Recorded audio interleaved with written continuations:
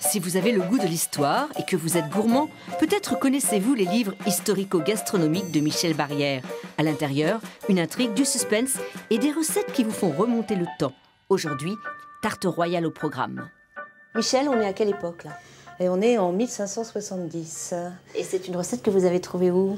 Alors, c'est la recette d'un cuisinier qui s'appelle Bartolomeo Scapi, qui était cuisinier de pape et qui, en 1570, a écrit un livre de recettes où il y a plus de 1000 recettes et qui s'appelle Opéra.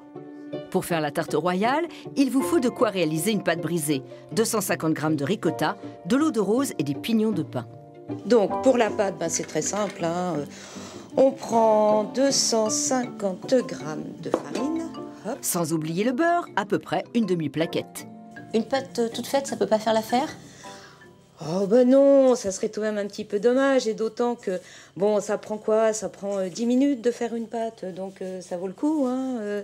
Puis d'abord, c'est beaucoup plus économique. Étalez ensuite votre pâte et mettez-la dans un moule sur un papier sulfurisé. Il sera alors temps de préparer la garniture de la tarte.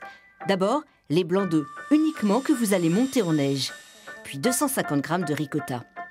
Indispensable, les 2 cuillerées d'eau de rose, un parfum que l'on mettait autrefois aussi bien dans les plats sucrés que salés.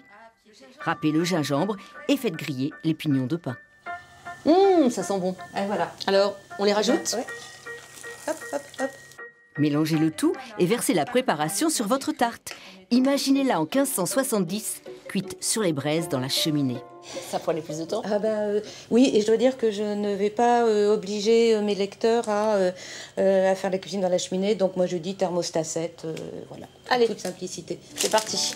Thermostat 7, environ 40 minutes, et votre tarte sera prête à déguster, tiède ou froide, avec cerise sur le gâteau, un goût inédit, tout droit venu d'un autre siècle.